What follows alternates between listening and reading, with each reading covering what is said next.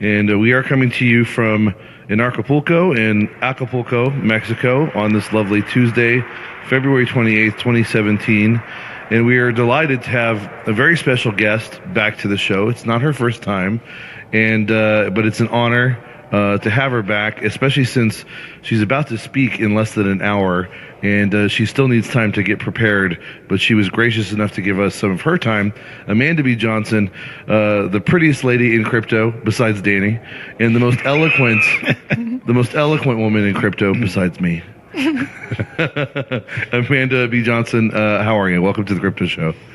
Thank you, Chris. Was that a good intro? It was excellent, and I'm a little nervous, but I'm so happy that y'all asked to pull me aside at this moment, because this is a nice distraction for me to not be entirely consumed by my nerves before my presentation. Okay, well, let's just focus on this conversation. Forget that you're about to go up onto a big stage in front of a big crowd, and just relax. Yeah. Have a little pie.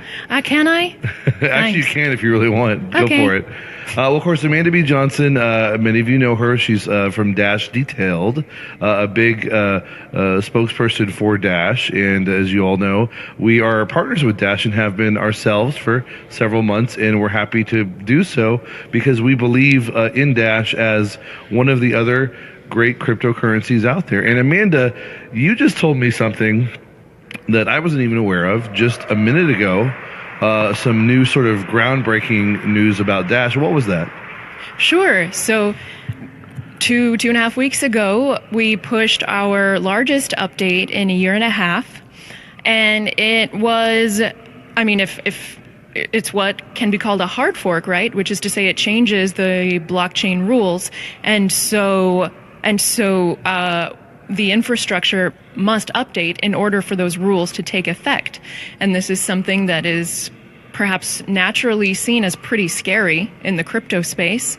And as of today, actually, as of a mere hour and a half ago, it completed. Our network is fully operational. Once again, we have 4,000 masternodes all upgraded, and our miners, 100% of our hash power upgraded within 100 hours. They were on it.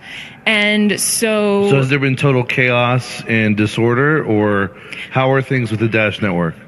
No, things are good. Wow. It's made my job harder these past few weeks producing Dash Detailed, because I've had to seek so much comment from our network operators and monitors, like, will you please tell me what's going on with this, or tell me what's going on with this? Of course, in Dash, we have this interesting thing called sporks, which, is probably not a topic to talk about today.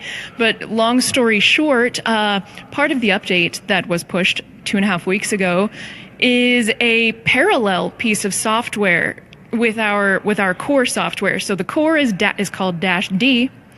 And now every masternode is also running what is called Sentinel. And Sentinel will be much easier to update than Dash D. First of all, it's written in Python. A lot more programmers out there know Python than C++. But also, updating Sentinel, at least at the current time, will not change blockchain rules. And so you won't have this scenario where you have to say, hey, all masternodes, please download this whole new wallet, re-download the whole blockchain, wait for it to sync, and then restart your remotely hosted masternode if you host remotely, et cetera, et cetera. But rather, it'll just be, no, please go to your wallet, open the command line, type update Sentinel, and there, we just upgraded. So essentially just a click of a button is all that it'll take instead of all that extra hassle. Yes, and really nice. We think it's really important because our competition, for example, centralized companies, centralized payment networks, they're able to update rather quickly, aren't they? They're able to push out software and done, now their users are ready to use it. And so we think we need to also be able to update with that level of dexterity and speed. And we just spent 100 hours debating on the block size with everyone else here. We did. I mean, quite a long time, actually. 2 long debates with respect to the Bitcoin's block It size. certainly felt like 100 hours. I know. And so, did you say this was a hard fork, by the way? It was, yeah. About 400-ish masternodes did not update. And so as of today, we are no longer cooperating with them. So yesterday there were 44 or 4,500 masternodes, right? The vast majority of them were on the newest version, 12.1, but 400 or 500 were on 12.0, had not yet updated. So it's a 90% fork. I mean, 90% of the network joined, basically. Yes. And so yes. what will happen with those others? Are they just delayed in joining, perhaps, or what? I think they'll probably come around. I've looked at the masternode chart of Dash's lifetime, and it seems like every time they update, there is a period of, a few hundred nodes drop off when what's called the enforcement spork is turned on. That's the one that says, okay, all you people who didn't update, you're now off the network. And it seems like every time Dash has ever pushed an update, there is a period where we kick off the people who didn't update, and then shortly thereafter, either they come back round or just new players in Dash come back round, and then the masternode count just continues to grow. Okay, so they're likely just stragglers. I mean, to your knowledge, is there any indication that they've done so out of any sort of protest about any changes or anything like that? Zero indication that I've seen. Okay. Well, that's pretty impressive because, a lot of times when there's a hard fork, there can be when there's a hard fork, it's a serious issue that is contentious and leads to a split in the currency itself, or at least in the community. But in reality, this is probably just a typical thing that happens with most projects. There's stragglers who take time to get back on board. So I would guess these are just the masternodes who don't watch Dash Detailed every week. Right, as they should. And speaking of which, there's a couple things. Or don't have Node 40 managing it for them. Right. Yeah, right. we had, what was his name on? Perry Wooden. Yeah, Perry Wooden. He was a pretty good guest. Well, and speaking of which, I still want to get to a couple things with you, but tell us about Dash Detailed. How long have you been doing that, and when does it come on? Where can people find it? And, what are some of the topics that you cover? Sure. It's a weekly show to keep you in the know about Dash Digital Cash. Nice. We publish every Wednesday at 12 noon Eastern Standard Time, and we've been doing so for 7 or 8 months now. And recently, we submitted our renewal proposal with a new show for Fridays. So not once a week Dash Detailed, but twice a week. Twice a week. Dash Detailed. And it will be called Dash Detailed Spotlight. And much as I know everyone wants to hear me babble on and on all of the time, there are many faces behind Dash who I believe our investors will want to see and will want to hear from. Yeah. And so it will be an interview show with various important actors within Dash. Amanda B twice a week. That'll be nice to see. Ba-dum-tsh. Oh my God. See, I can rhyme too, just not as well. That's really awesome. And so, sorry, when does that proposal get finalized? Did you say? So the end of this voting period is something like 5 or 6 days away. I currently have enough votes. Excellent, congrats. To be funded. Yeah, so as long as, many people don't decide within the next 5 days, forget about Dash Detailed, I'm voting no, then it's going to happen. Excellent, congratulations. A very unlikely scenario that they would suddenly vote no. We actually just had to resubmit ours too, and we got voted in rather quickly. I saw Amazingly. that. I saw that. Congrats. I was surprised, actually. I know. I didn't even know until the last minute that we had to re-up that. But Oh, you must not be watching Dash Detailed either. Well, we love Dash Detailed. We've just been busy doing our own show, but we are going to pledge to watch more Dash Detailed. And now that it's going to be on twice a week, well, we have twice as much reason and opportunity to watch. So that's what I'm excited about. Speaking of the ongoing successive aspects of Dash, with the success of the doubling of Dash Detailed, sort of the really official program of Dash, if you will, our own success continuing to be partners with Dash. Dash is really quite successful hard fork, which is always difficult for any cryptocurrency to pull off, even under the best of circumstances. You also told me another really cool bit of news about Dash, and something that's very positive and a sign of confidence in Dash, which is having to do with its market cap. What was that? We just reached the number 3 spot this morning. Oh, woo woo! Yeah. And so, and that's pretty incredible. So we're behind Bitcoin, and then Ethereum, and then Dash. And as you were saying, for the longest time, Dash was kind of hovering around, like, say, 7, maybe 8. I mean, it was, on the board, I guess, but still distantly. And all of a sudden, in the past, less than a year, it's shot up. The price is, I think, more than I want to say more than tripled, almost quadrupled even. And what do you attribute this to? Because obviously this is a very promising sign. But why do you think the price has gone up so much? Why do you think there seems to be such confidence in Dash right now? I think most investors at this time are uninterested in doing a whole lot of homework. See, the reason I first became interested in Dash was from doing just a whole lot of homework and seeing that Dash had these fundamentals, which in my view would be absolutely requisite to any sort of future success. And what's more, I saw that its competitors did not have these fundamentals. But a lot of people aren't interested in that, and what catches their interest is just price spikes, market cap moves. And so perhaps someone or many someones, something like 3 weeks ago, decided to buy Dash when it was not being hyped and popular, back when it was still number 7, and that caused enough of a price movement that I suppose that caught the attention of the people who are only interested in that sort of thing, and that's perhaps created a sort of snowball effect. And so, as to whether we will hold the number 3 spot for the time being, I don't know. I don't know the type of people who've been buying Dash recently. I don't know if they're in it for the long game, or if they just wanted to take a quick little ride with us and then, want to dump us next week. I don't know. What I do know, however, is that we have a continually growing masternode count. And if you know anything about a masternode, you know that they have locked in 1,000 Dash. And one thing I know about our masternodes is that the majority of them are not flippers. They're not selling based on little market movements. They're buying and holding.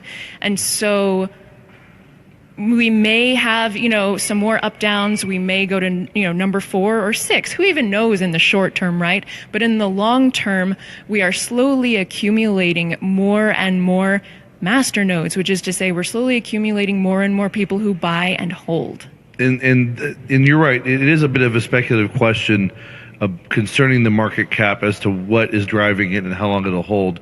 But the really more objective and solid piece of evidence, as you're saying, is the increase in the masternode count. Because, like you said, because the masternode count is quite an investment, and it's also an opportunity to take part in the governance structure, people aren't likely to just to do it frivolously. I mean, it's intended to be a relatively long-term investment, so that alone is a good sign of confidence in Dash. But I would still say, given some of the issues that still persist with the block size debate in Bitcoin, and then the Ethereum hard fork and other issues in the crypto sphere, I can still see, again, speculatively, that there's probably at least some of that movement into Dash, looking for an alternative, looking for something that looks stable and positive, which Dash really kind of does. And I want you to get into that just briefly.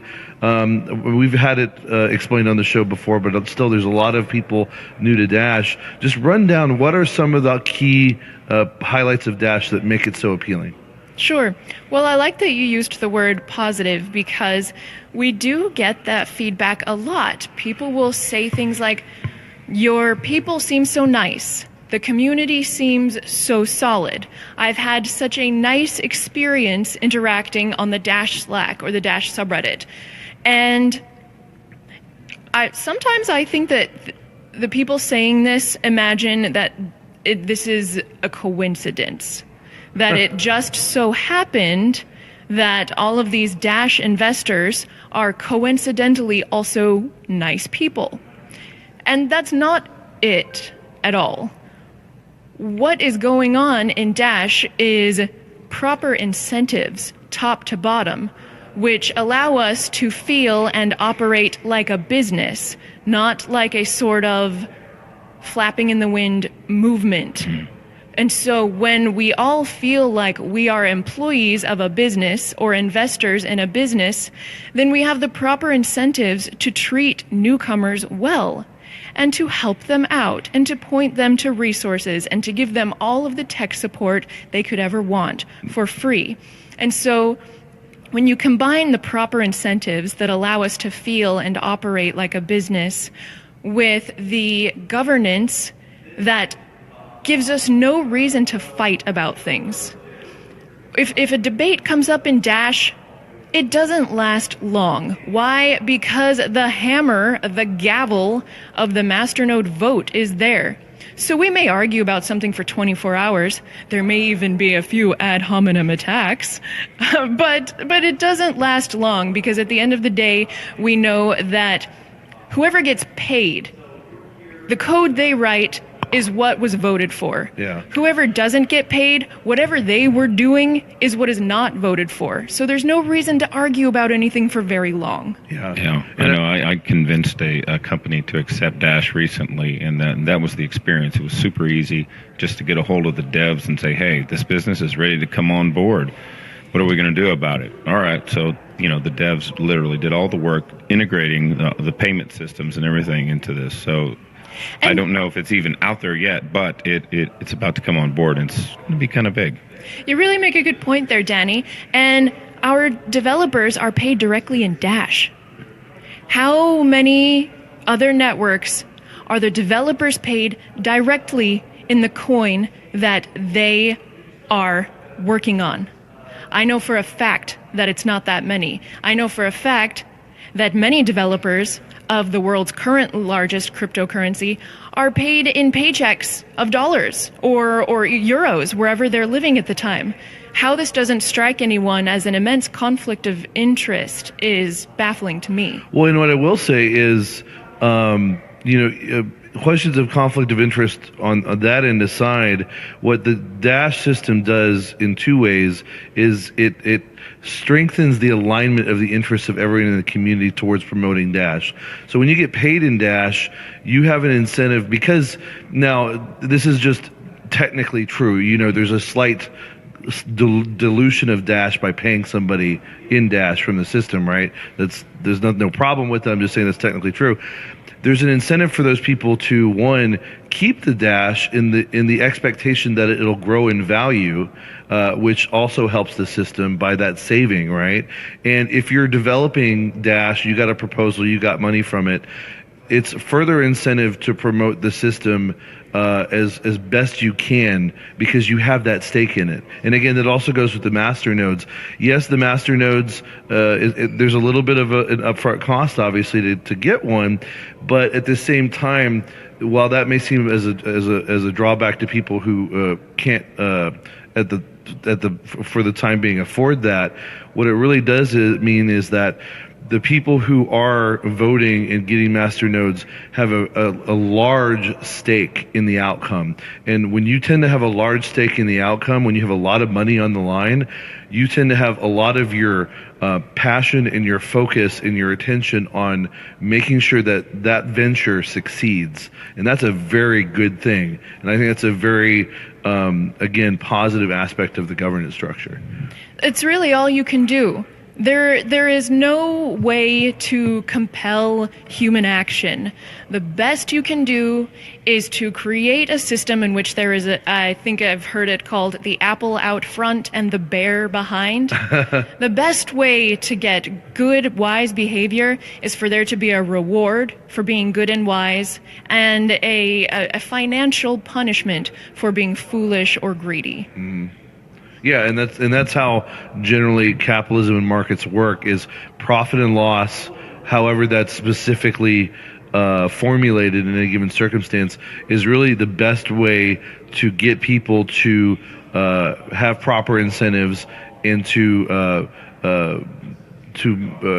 grow their behavior over time in the way that's best for them and best for the community at large. Absolutely. Well, and I don't want to keep you too long. Where it's 3:30, but I do want to know a little bit more about the Evolution rollout, if you can, because that's pretty exciting. And you told me off air, I keep forgetting that's even sooner than expected. I keep thinking, because we have guests on the show, developers for various projects, and it'll be like, oh, it's like a year from now. And there's no doubt that it's a compelling, exciting project, and that the developers we're talking to are competent, and that they're going to get it done. It's going to be great. But the rollout is supposed to be this summer. I mean, it's almost here. Yeah. Right. And so tell us about that. It's kind of a surprise to me too. I only heard this news at the same time that anybody who watched Ryan Taylor's presentation at the North American Bitcoin Conference last month heard it as well. Most of us had been expecting the Evolution Alpha at the end of this year at the earliest, and Ryan said right up on stage that it's been bumped to rather the middle of this year. Now, granted, my presentation today will be inclusive of a whole suite of features that Evolution will come to offer over the course of time. When Alpha launches, are we going to have interest-bearing accounts plus subscription-based payments through the merchant app store, et cetera, et cetera? I don't think so. And I should make that clear. It's just the first stage of the process, but it's still encouraging how quickly it's happening. Right. So. Well, and that's one thing about Dash developers that I've noticed. They do things slowly and incrementally so as not to break things, and so as to ensure that each additional layer that's added to our product offering, to ensure that it is fully compatible with everything else that's below it, with everything else that's already been built. And so Dash has never been a flashy coin. It's never been a, we say we're going to change the world tomorrow, you better buy today kind of coin. It's never been anything like that. It's if you're in it for the long haul, for the future of money, that's what it is. Absolutely. And not to single out this other crypto, but it is a recent historical example that has bearing on what you just said.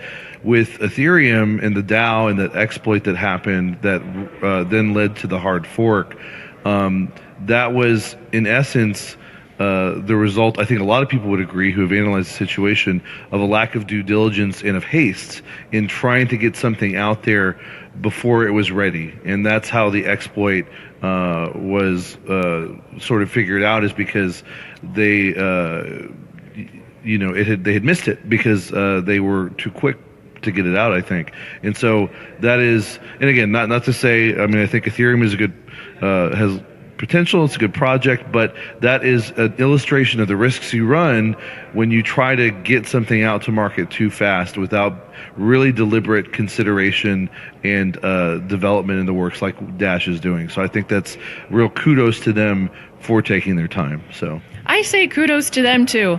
I am really just the messenger, and I get the privilege of just basking in these Slack chats with these guys who I think Evan Duffield is a genius. And man, is it just a privilege to, like I said, for the show each week, sometimes I need comments from various developers to clarify this or to give a statement on that. And so I'm able to reach out to them to seek those comments.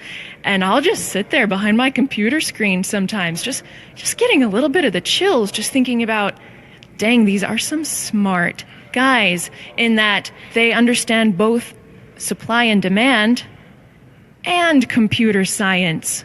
And it's not a common person who's really good at both. That is true, I think. I mean, I think there's a lot of brilliant developers who, great at what they do, can't see outside the box into some of the more economic or social aspects of what they're doing and how then to best adjust their projects towards that. But I think that the Dash team is so well-rounded, and that's evident in their governance structure. It's evident in the success of the governance structure, in having run so smooth, in having successfully funded and gotten projects out. I think it's no doubt, and that's why it would pay for people to, again, don't just take Amanda's word for it or even mine. Please. Well, I mean, she's telling you the truth, but do your research too in Dash, and you'll realize exactly what we're talking about how promising it is, how successful it's been already. And again, not simply because it's market cap number 3, but because of the projects that are about to roll out, the projects that have already been rolled out, and the successful governance, the successfully executed time and time again governance structure. So. Yeah, well, I like that what you just put in at the end there about doing one's own research, because I think that the more that one does one's own research, the more one can feel confident as a long-term holder. Whereas, if all you do is listen to babbling talking heads like me and you and Danny, then, you're probably going to feel less confident in your own decisions and be more at the whim of just buying and selling based on whatever headline you read today. Whereas with your own homework comfortably under your belt, you can weather these hype storms. Exactly. And again, because it's like with anything else, and I've had that experience too, even if you rely on somebody whom you personally trust, whose competency in the field you trust even, you're still relying on somebody else's judgment over your own, and you really should use your own judgment. But like I said, I think when you apply your own research and judgment to it, it'll be pretty clear that Dash is something to get into, and that like she said, you'll be more confident getting into it and staying in it if you have your own peace of mind about your own knowledge about what's going on. So absolutely. Well, I don't want to keep you more, but it's 3:37. I guess some final thoughts, and remind people about Dash Detailed in the upcoming additional episode. And when that... Sure, yeah. So it will be every Wednesday and every Friday at 12 noon Eastern Standard Time at youtube.com/org. Excellent. And final thing, any cool little tidbit that we missed, any cool news or tidbit that we missed to throw out real quick? Cool news about Dash? Tidbit that we missed. No. I think we covered everything, right? We did. And here's a tidbit. How about if you're a person who wants to and you haven't yet, I would invite you to join the Dash Nation Slack. You can find the link to join the Slack in the description section of any Dash Detailed video. And it's just a friendly place. And again, it's a friendly place because the moderators there are financially incentivized to keep it a friendly place. They have a treasury proposal called Dash Force. So they get paid if the Dash Slack, among other things, is a nice, wonderful, helpful place to be. So I'd encourage you to visit if you haven't. That's pretty cool. And again, properly aligned incentives. We even talked about that very subject with some interviews over the past 2 days about other crypto and the concerns about properly aligned incentives elsewhere.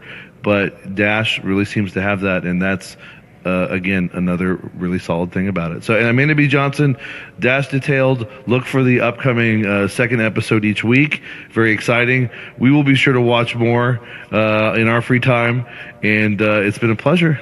Thanks, Chris. Thanks, Danny. And have fun with your talk. You're going to do great. Go into it now. Excellent. All right. Thanks, Amanda. Thanks, guys.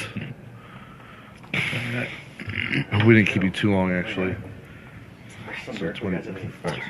You got it. Yeah.